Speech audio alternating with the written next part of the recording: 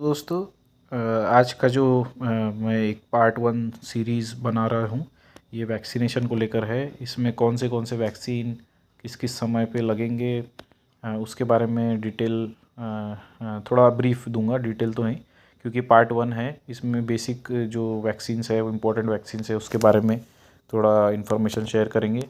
और आगे भी इसके कुछ पार्ट्स आएंगे, वो इम्पोर्टेंट है, इसलिए आप पहला पार्ट से ही उसको अच्छे से देखें और सब्सक्राइब कर ले ताकि नोटिफिकेशन आपको मिलता रहे। तो दोस्तों, ये जो मैंने पार्ट 1 जो बनाया है, वो सिर्फ़ और सिर्फ इन्फॉर्मेशन के लिए और स्टार्ट के लिए कि भाई किस तरीके से जो हमारे वैक्सीनेशन प्रोटोकॉल होने हैं और कौन से इम्पोर्टेंट वैक्सीन्स है, कैसे कैसे वैक्सीन हमको एडमिनिस्टर करना है, उसके बारे में एक ब्रीफ है, छोटा सा ब्रीफ। और इसके बाद जो हम पार्ट 2 बनाएंगे, वो वहाँ से जो स्टार्ट होगा, उसमें कैसे सावधानियाँ बरतनी है वैक्सीनेशन को लेकर। इसमें हर हर जो डिजीज़ है उसके बारे में डिस्कशन होगा, इंफॉर्मेशन दी जाएगी, डिस्क्रिप्शन होगा। तो इसमें जो जितने भी इम्पोर्टेंट डिजीज़ है, 4-5 डिजीज़ है जिसके ऊपर वैक्सीनेशन होता है, तो उनको डिटेल में भी मैं आगे लेके जाऊंगा। और हमको कैसी सावधानियां बरतनी है वैक्सीनेशन करते वक्त, कौन से प्रोटोकॉल फॉलो करने हैं, कौन से वक्त वैक्सीनेशन करना है, कौन से वक्त वैक्सीनेशन नहीं करना है, क्या वैक्सीनेशन फेलियर के कारण हो सकते हैं, ये सारे जो फैक्टर्स है वो हम इसमें आगे डिस्कस करेंगे। तो आते हैं पार्ट 1 में हम वैक्सीनेशन प्रोटोकॉल पे। तो इसमें पहला जो डिज़ीज़ है, मैरिक्स डिज़ीज़ है। मैरिक्स डिज़ीज़ जो है, ये अल्फ़ा हर्पेस वायरस डिज़ीज़ है, वायरस है। इसमें जो है बर्ड एज जो है डे 1 पे दिया जाता है। इसमें रूट ऑफ एडमिनिस्ट्रेशन जो है वो इंट्रामस्कुलर है, जो इंजेक्शन से दिया जाता है गर्दन के पीछे। डे 1 की जितना जल्दी हो सके ये वैक्सीन दिया जाता है, 18 आवर्स से, क्योंकि जितना लेट होगा ये वैक्सीन उतना इनफेक्टिव होता जाएगा। तो इसका एक्शन जो है, ये इम्यूनिटी प्रोवाइड करता है अल्फ़ा हर्पेस वायरस से, चिकन में भी और दूसरे पोल्ट्री बर्ड्स में भी। इसका जो ट्रांसमिशन है वो एरोसोल से स्प्रेड होता है। जो दूसरा जो हम वैक्सीनेशन, जो बहुत इंपॉर्टेंट वैक्सीनेशन है, जनरली मैरिक्स तो हमारे देसी बर्ड्स में दिखता नहीं है। अभी मैं मुझे काफ़ी एक्सपीरियंस हो गया है कि पर मैरिक्स मैंने अभी तक देसी बर्ड्स में बहुत ज़्यादा हावी होते हुए नहीं देखा। जो लेकिन बहुत ही वायरलेंट और इन्फेक्शियस जो डिज़ीज़ है, जो है न्यू कैसल वायरस डिज़ीज़, जिसको हम रानीखेत भी बोलते हैं। तो इसका जो पहला डोज ऑफ वैक्सीन है वो लासोटा स्ट्रेन का लगता है, और ये 7th डे पे लगता है। इसमें जो है 5th और 6th डे तक जो है चिकन, जो छोटा बच्चा होता है, उसमें मैटरनल इम्यूनिटी बहुत कारगर तरीके से काम करती है, और 6th डे तक तो उसको रानीखेत का इन्फेक्शन नहीं होता। लेकिन उसके बाद वो ससेप्टेबल हो जाते हैं इन्फेक्शन के लिए। तो इसका जो एडमिनिस्ट्रेशन है वो ओरल दिया जा सकता है, या ड्रिंकिंग वाटर में भी दिया जा सकता है। अगर कम बर्ड्स है तो ओरल दे, नेसल और ओक्युलर रूट से दिया जा सकता है। ओक्युलर मतलब आँख से दिया जा सकता है, एक ड्रॉप आँख से, एक ड्रॉप नाक से। ज़्यादा बर्ड्स है तो आप ड्रिंकिंग वाटर में दे सकते हैं। इसके लिए जो इस वैक्सीन को सक्सेसफुल बनाने के लिए जो ज़रूरत है वो हम आगे डिस्कस करेंगे। तो ये जो वैक्सीन है, इसको 7th डे पे, 12th डे पे रिपीट, और फिर 21st डे पे बूस्टर देके ये एक साइकिल इसका कंप्लीट होता है। और इसके हर 1.5 से 2 महीने बाद आप रीवैक्सीनेशन लासोटा स्ट्रेन का कर सकते हो। दोस्तों, ये वैक्सीन जो है ये बहुत ही सेफ़ वैक्सीन है, और इसकी एफिकेसी भी जो है बहुत अच्छी है। लगभग बहुत सारे स्ट्रेन्स है न्यू कैसल डिजीज़ के, तो सारे मेसोजेनिक और बहुत वायरलेंट वेलोजेनिक स्ट्रेन्स पे भी लासोटा जो है उसकी एफिकेसी अच्छी है एज़ कम्पेयर टू R2B। हम इसका भी डिफरेंस बताएंगे R2B और लासोटा का। और इसका जो रेपिटेशन रिक्वायरमेंट है 30 to 45 डेज़ है, डिपेंडिंग ऑन द सर्कमस्टांसेस, कैसे आपके इन्फेक्शन है, वायरल लोड कितना है, कितना रीअकरेंस वायरस का हो रहा है, तो उसके हिसाब से हमको वैक्सीनेशन करना है। आइसोलेशन कितना है, क्वारंटीन कितना है, तो उस सीवियरिटी के हिसाब से हम लोग को वैक्सीनेशन करना है। तो ये जो लासोटास जो स्ट्रेन है, ये इफ़ेक्टिव इम्यूनिटी प्रोवाइड करता है बहुत सारे न्यू कैसल डिजीज़ वायरस के जितने भी लगभग स्ट्रेन्स है उसके ऊपर। दूसरा जो है दोस्तों, ये एक्चुअली 3rd मंथ के बाद दिया जाता है, R2B जिसको बोलते हैं। R2B है जो एक मेसोजेनिक स्ट्रेन का न्यू कैसल डिजीज़ का वायरस है। इसको हम लोग इंड्यूस करते हैं, इसको दिया जाता है 3rd मंथ पे, वो भी अगर हमारा साइकिल कंप्लीट है। जो लासोटा का साइकिल है 7th 12th और 21st डे का, वो वाला साइकिल अगर कंप्लीट है तो हम 3rd, और उसके बाद भी, और क्योंकि 21 दिन में तो लासोटा का ख़त्म हो जाता है, और 90 दिन के बाद ही ये दिया जाता है। इसमें 2 फैक्टर्स इंपॉर्टेंट है, एक तो बर्ड का वजन, और दूसरा जो हमारा लासोटा का साइकिल है वो। बहुत सारे लोगों से मैंने देखा है, सुना है यूट्यूब पे भी, कि अब R2B स्ट्रेन दे दिया गया है, अब हमारे बर्ड 6 महीने 6 मंथ्स के लिए जो है कुछ नहीं होगा। लेकिन दोस्तों, ये बहुत ही संभल कर दिए जाने वाला वैक्सीन है। इसमें ये जो स्ट्रेन है ये मेसोजेनिक स्ट्रेन है। इसमें एक्चुअली रानीखेत में 3 मेजर स्ट्रेन्स होते हैं, एक लेंटोजेनिक, एक मेसोजेनिक और एक हाईली वायरलेंट वेलोजेनिक। तो वेलोजेनिक स्ट्रेन तो मुर्गियों को दिया नहीं जाता है, क्योंकि वो देने साथ ही मुर्गियों को कुछ ना कुछ आ जाएगा। लाइव वैक्सीन होता है ये,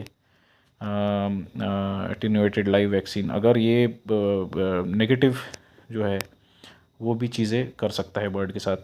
तो ये जो मेसोजेनिक स्ट्रेन है बहुत स्ट्रॉन्ग स्ट्रेन है। इसमें अगर बर्ड का वज़न कम होता है, या बर्ड वीक होता है, या हमारा लसोटा का साइकिल कंप्लीट नहीं होता है, इन कंडीशन में मेसोजेनिक स्ट्रेन को आपको अवॉइड करना है। अगर ये सावधानी हमने नहीं बरती तो आप रानीखेत इंड्यूस करवा लोगे अपने फ्लॉक में, और हाई मॉर्टेलिटी आपको आ जाएगी। क्योंकि छोटे बच्चों में ये वैक्सीन नहीं दिया जा सकता, ना ड्रिंकिंग रूट से ना इंट्रामस्क्यूलर से। अगर आप दे देंगे बड़ों को और बच्चे छूट जाएंगे तो बच्चों में वायरस जो है ट्रांसमिट हो जाएगा, और आपके जो बच्चे हैं वो मुश्किल में पड़ जाएंगे, क्योंकि लासोटा भी इफ़ेक्टिव नहीं होता है अगर इसका प्रिवेलेंस आ गया तो ये बहुत ही हाई वायरलेंसी वाली स्ट्रेन है। इफ़ेक्ट जो है वो इसलिए बेहतर करता है R2B, लॉन्ग टर्म इम्यूनिटी इसलिए देता है क्योंकि मेसोजेनिक जो स्ट्रेन है वो मीडियम लेवल का वायरलेंसी वाला स्ट्रेन है। मेसोजेनिक स्ट्रेन देने के बाद अगर हाई लेवल म्यूटेटेड वायरोलेंट वेलोजेनिक स्ट्रेन का भी अगर बर्ड्स में आता है तो भी वो उसको कवर कर लेता है, क्योंकि उसको एक इम्यूनिटी जनरेट हो जाती है। लसोटा स्ट्रेन में थोड़ी सी एफिकेसी कम होती है, बट इतनी भी कम नहीं होती, कॉम्प्रोमाइज्ड नहीं होती है। तो लसोटा भी एक बहुत ही मुझे तो लसोटा का इफ़ेक्ट ज़्यादा बेहतर लगता है।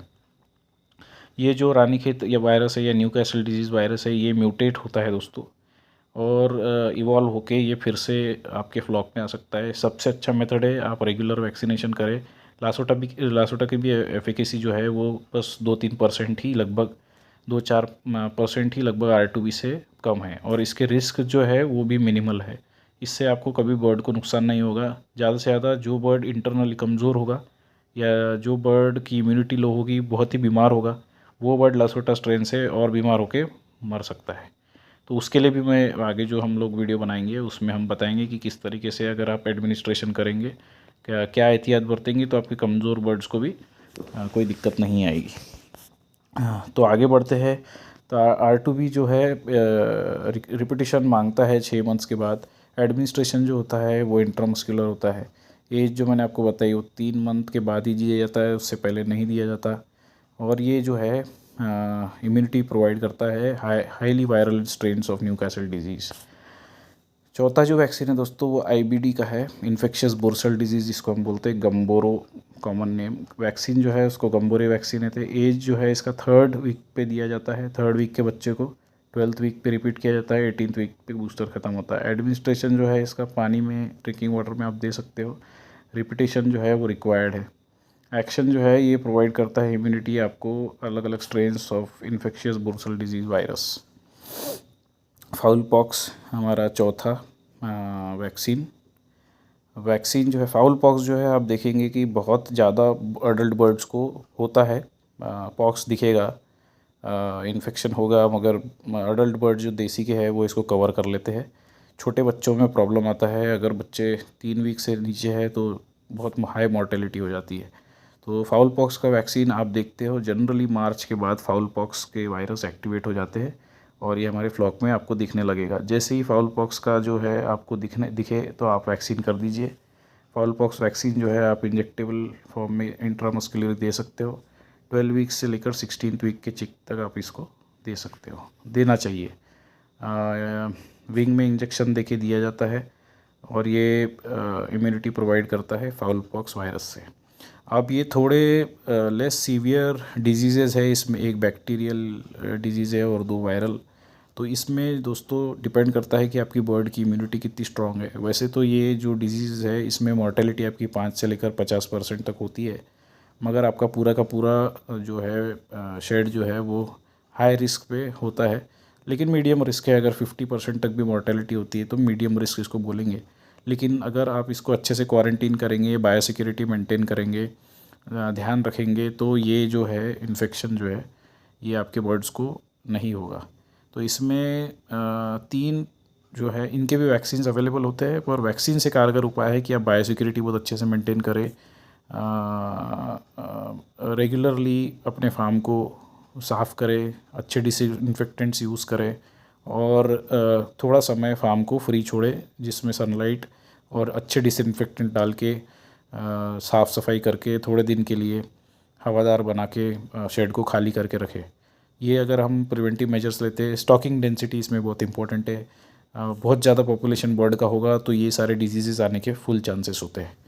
तो इसमें मॉर्टेलिटी जो है वो कोमॉर्बिडिटी की वजह से ज़्यादा होती है। बर्ड तो इस वायरस से या बैक्टीरिया से लड़ लेता है, मगर उसके कारण उसके अलावा जो वीकेंड इम्यून सिस्टम है उसमें जो दूसरे प्रकार के बैक्टीरियल इन्फेक्शंस है उसके कारण जो बर्ड है वो लड़ नहीं पाता, क्योंकि वो कमज़ोर अवस्था में होता है और उसके कारण जो है बर्ड की मॉर्टेलिटी बढ़ती है।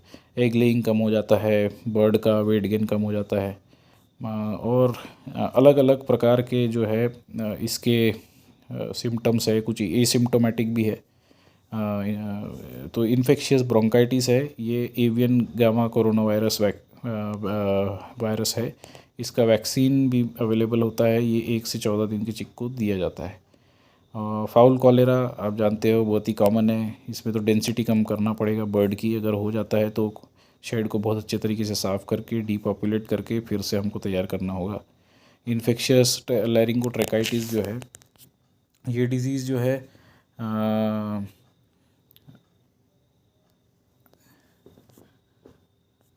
रेस्पिरेटरी डिजीज़ है, हाईली कंटेजियस है। गैलिड अल्फा हर्पीज़ वायरस जो है इसका मेन कारक है। तो इसका भी वैक्सीन अवेलेबल हो जाता है।